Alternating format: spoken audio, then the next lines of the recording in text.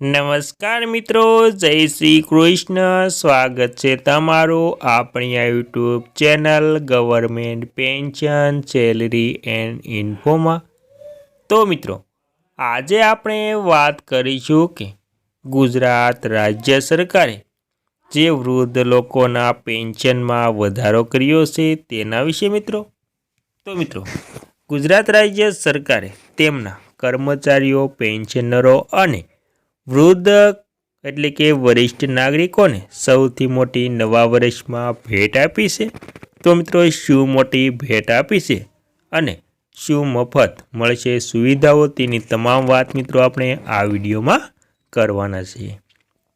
તો મિત્રો, વિગતવાર જાણીએ તો ગાંધીનગર ખાતે મુખ્યમંત્રી ભૂપેન્દ્ર પટેલની અધ્યક્ષતામાં મળેલી કેબિનેટ બેઠકમાં આરોગ્ય વિષયક સંપૂર્ણ નિર્ણય કરવામાં આવ્યો છે. જેની વિગતો આપતા રાજ્ય સરકારના પ્રવક્તામાન અને આરોગ્ય મંત્રી ઋષિકેશ પટેલે જણાવ્યું હતું કે રાજ્યના તમામ અધિકારીઓ, કર્મચારીઓ અને પેન્શનર્સ માટે ગુજરાત કર્મયોગી સ્વાસ્થ્ય સુરક્ષા યોજના શરૂ કરવામાં આવી છે અને તેના અંતર્ગત કેશલેસ હેલ્થ બેનિફિટ પણ જે પેકેજ છે તે પણ આપવામાં આવશે. ત્યારબાદ મિત્રો વાત કરી હતી કે વધુ વિગતો આપતા મંત્રીએ જણાવ્યું હતું કે રાજ્યમાં હાલ અમલી પીએમજેવાયમાં યોજના અંતર્ગત મળતા લાભોની જેમ જ આરોગ્યના હેઠળ તમામ કર્મચારીઓને તેમના લાભો મળવાપાત્ર થશે. અને મિત્રો, તેમ છતાં રાજ્ય સરકારના તમામ કર્મચારીઓ અને પેન્શનર્સને જે નવું જી સિરીઝનું પીએમવાયમાં કાર્ડ આપવામાં આવશે. કાર્ડ અંગેની કાર્યવાહી પીએમજેવાય નોડલ એજન્સી એટલે કે સ્ટેટ હેલ્થ એજન્સી કરશે. અને મિત્રો, ત્યારબાદ જેના અંતર્ગત સરકારી હોસ્પિટલ, સરકારી સમકક્ષ હોસ્પિટલો અને પીએમજેવાય એમ્પ્લોયડ હોસ્પિટલો ખાતે નિયત કરેલ પ્રોસિજરની સારવાર માટે પરિવાર દીઠ વાર્ષિક રૂપિયા 10 લાખ સુધીની કેશલેસ સારવાર ઉપલબ્ધ થશે. યોજના હેઠળ બહારના દર્દી તરીકે ઓપીડી સારવારનો પણ તેમાં મિત્રો સમાવેશ થશે નહીં. હાલ આપવામાં આવતું માસિક મેડિકલ એલાઉન્સ રૂપિયા 1000 યથાવત મળવાપાત્ર રહેશે. ત્યારબાદ રૂપિયા 10 લાખ ઉપરના ખર્ચ માટે અને સારવારની પ્રોસિજર પીએમજેવાયમાં પણ ઉપલબ્ધ નહીં હોય.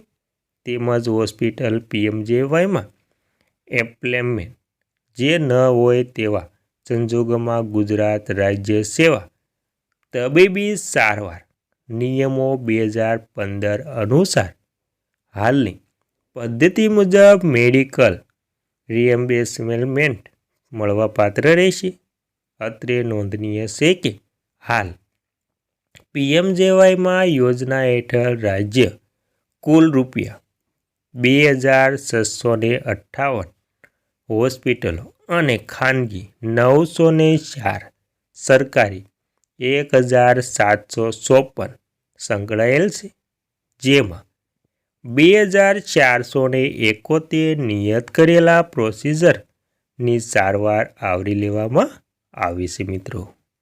અને ત્યારબાદ મિત્રો વાત કરીશું કે રાજ્યમાં ફરજ બજાવતા ઓલ ઇન્ડિયન સર્વિસ એટલે કે એઆઈએસ ના અધિકારીઓ તથા પેન્શનરો રાજ્ય સરકારના અધિકારીઓ, કર્મચારીઓ, પેન્શનરો અને તેમના આશ્રિત કુટુંબોને તેમજ જે કર્મચારીઓને ગુજરાત રાજ્ય સેવા તબીબી સારવાર નિયમો 2015 અનુસાર હાલની પદ્ધતિ મુજબ મેડિકલ રિએમ્બર્સમેન્ટ મળવાપાત્ર છે, તમામને આ યોજનાનો લાભ મળશે મિત્રો.